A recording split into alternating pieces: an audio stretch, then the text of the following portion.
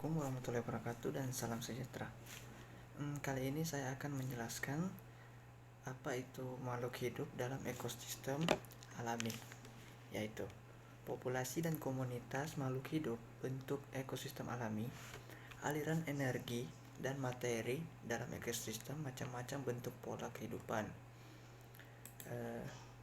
Ada dua faktor dibagi, yaitu faktor abiotik dan faktor biotik. Dalam faktor abiotik terdapat iklim, relief, kondisi tanah, dan faktor biotik terdapat individu, populasi, komunitas, dan ekosistem. Iklim, kelembapan udara atau sangat mempengaruhi terhadap kehidupan tumbuhan seperti kering, lembab, dan sangat basah. Suhu, berpengaruh terhadap tumbuhan dan hewan. Angin, sangat membantu proses penyerbukan atau pembuahan beberapa jenis tumbuhan. Curah hujan, untuk memenuhi kebutuhan akan air. Relief, bentuk permukaan bumi menyebabkan penyebaran makhluk hidup. Kondisi tanah, berpengaruh bagi tumbuhan, dan baik atau tidak, kondisi tanah dipengaruhi oleh butiran tanah, mineral, humus, dan sirkulasi udara. Merupakan komponen dalam alam semesta yang hidup, misalnya manusia, hewan, tumbuhan, jamur, bakteri, dan lain-lain. Dalam ekosistem, tumbuhan berperan sebagai produsen, hewan berperan sebagai konsumen, dan mikroorganisme sebagai dekomposer. Faktor biotik meliputi tingkatan organisme, yaitu individu, populasi, komunitas, dan ekosistem. Organisme tunggal seperti seekor tikus, kucing, dan sebatang pohon kelapa, dan seorang manusia. Dalam mempertahankan hidup, setiap jenis dihadapkan masalah hidup yang kritis, misalnya seekor hewan yang harus mendapatkan makanan, mempertahankan diri dari musuh alaminya, serta memelihara anaknya.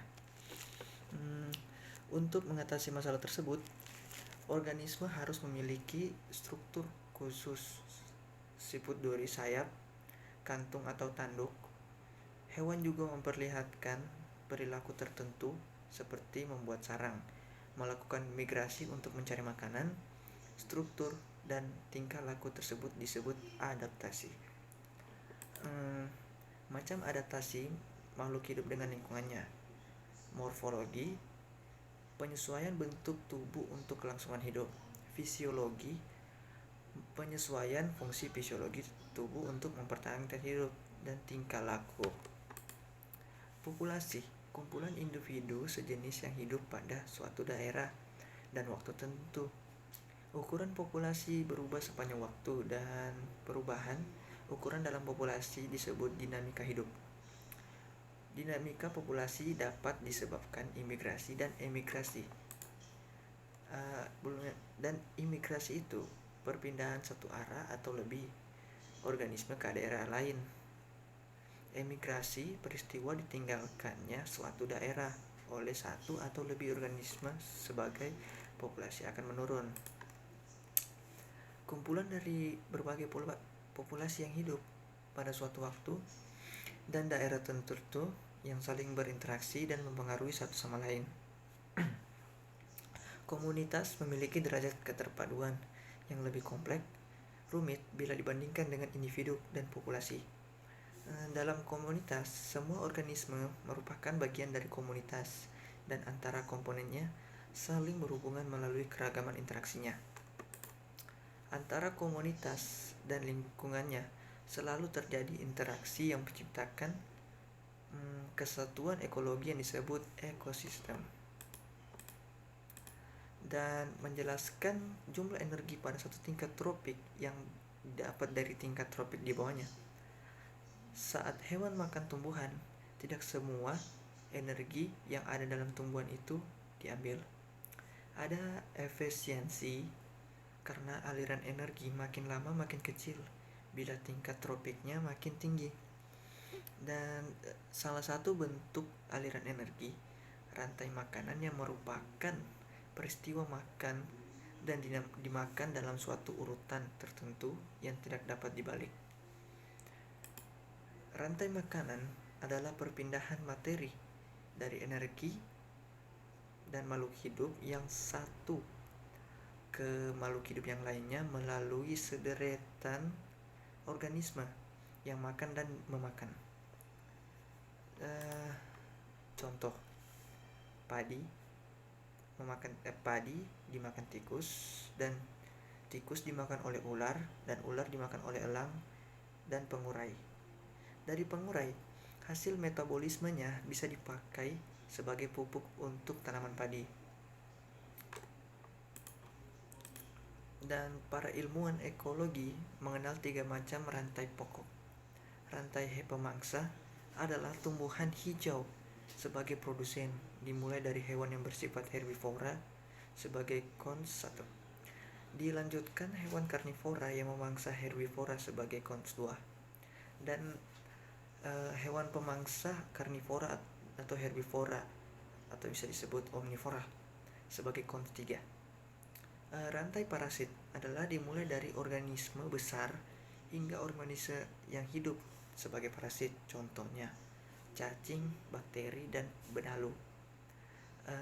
Rantai saprofit dari organisme mati ke jasad pengurai atau bisa disebut jasad pengurai itu jamur dan bakteri, tidak berdiri sendiri tapi saling berkaitan sebagai bentuk jaring-jaring pemakan. Rantai makan dan tingkat trafik. Piramida ekologi, piramida jumlah, piramida biomasa, piramida energi. Piramida ekologi, piramida jumlah, piramida biomasa, dan piramida energi. Selanjutnya simbiosis. Simbiosis adalah bentuk interaksi yang sangat erat dan khusus antara dua makhluk hidup yang berlainan jenis. Makhluk hidup yang melakukan simbiosis disebut simbion. Simbiosis dapat dibedakan menjadi beberapa macam, diantara mutualisme, parasitisme, dan komensialisme. Simbiosis mutualisme, interaksi antara dua individu atau populasi yang saling menguntungkan. Misalnya antara jamur tertentu dan jenis alga tertentu membentuk lichenes antara bunga dan kupu-kupu. Simbiosis parasitisme, interaksi dua individu atau populasi dan salah satunya untung, sedangkan simbiosis pasangannya rugi. Contohnya benalu yang tumbuh di ranting pohon, cacing tambang yang hidup di perut manusia. Simbiosis komensialisme, yang terakhir nih, interaksi antara individu atau populasi yang satu untung sedangkan yang lainnya tidak untung dan tidak rugi. Contohnya interaksi antara ikan remora kecil menempel pada ikan hiu. Sekian dan terima kasih.